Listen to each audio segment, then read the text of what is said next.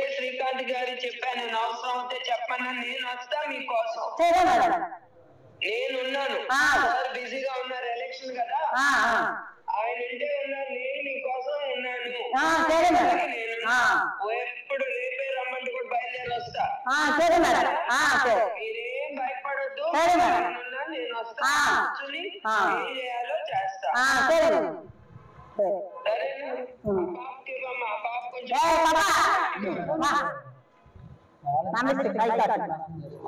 నువ్వు జాగ్రత్తగా ఉండమ్మా, నువ్వే ధైర్యంగా ఉండి అందరూ ఆ పెద్దవాళ్ళందరూ చూసుకో. అవసరం అయితే చెప్పు, శ్రీకాంత్ గారు చెప్పు, నేను వస్తా అక్కడికి. వచ్చి మీ దగ్గర కూర్చొని చేస్తాను, మీతో పాటు మనం ధర్నా చేద్దాం, మనం కూడా జస్టిస్ తెచ్చుకుందాం. లేకపోతే మేము ఎలక్షన్ బాయ్కాట్ చేస్తాం మేడం.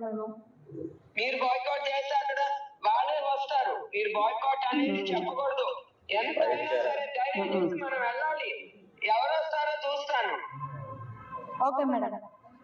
ఎందుకు మనం బాయ్కాట్ చేయాలి? మీరు బాయ్కాట్ చేస్తే మీకు స్వాతంత్రం రాదు, ఈ రాక్షసులు గాడిదలు పరిపాలిస్తారు. Okay madam. మీరు ఇవన్నీ చెప్పకండి, ధైర్యంగా వెళ్ళండి. ఎక్కడికక్కడ శ్రీకాంత్ గారు లీడర్లు పెట్టమంటే వాళ్ళు నడుస్తారు, వాళ్ళతో పాటు మీరు నడవాలి. మనం డెమోక్రసీ, మన స్వేచ్ఛ స్వాతంత్రం మనం తెచ్చుకోవాలి, భయపడకూడదు. Okay madam. మీరు ధైర్యంగా ఉండి, అవసరం అవుతే శ్రీకాంత్ చెప్తాను, నేను బయలుదేరి వస్తాను మీకోసం. జాగ్రత్తగా ఉండండి అమ్మా. నేను శ్రీకాంత్ ఎప్పుడు టచ్ లో ఉంటాను సార్ తో.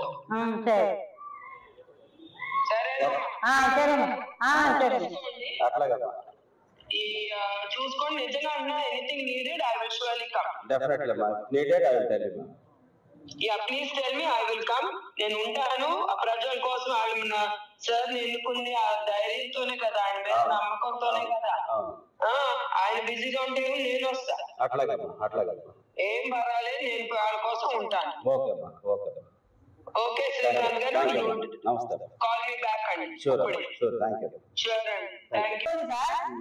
మా కోడల్ని, మా మనవడిని దూరి గనుక వేసుకొని తిరుగుతా, ఆ పక్క ద్వారా ఈ పక్క ద్వారా వచ్చినారంటే కాదు, ఏడైతే మా మర్చిపోయిన నుంచి చీరలంతా ఇచ్చి రాని, ఎవరు పిలుస్తావో పిలి చూస్తామా, పోలీసు వాళ్ళు వస్తారా రాని, వీళ్ళు వస్తారా రాని అనుకుంటా, రాని ఎవరు వచ్చినా నేను ఏం తెలియలే, రాని చూస్తాము అని మాట్లాడతారు. ఏం చేసేది ఏం లేదు సార్. మీరేం భయపడాల్సిన అవసరం లేదు, కేసు పెట్టాము, ఆల్రెడీ కేసు రిజిస్టర్ చేస్తున్నారు.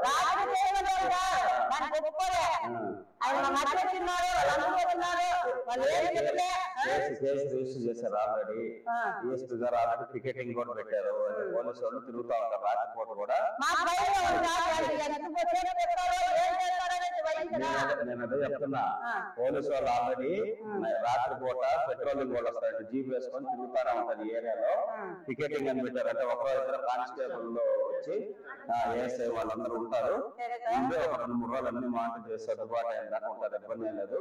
నేను ఆల్రెడీ చంద్రబాబు నాయుడు గారికి చెప్పాను, బోనమ్మకు చెప్పాను, భువనేశ్వరమ్మ ఆవిడ మీతో మాట్లాడతాను, నేను వాళ్ళతో మాట్లాడి ఇట్లా ఆడవాళ్ళని కూడా కొట్టారమ్మంటే ఖచ్చితంగా నేను మాట్లాడి ధైర్యం చెప్తాను, దానికి చర్యలు ఏం తీసుకోవాలి కూడా మన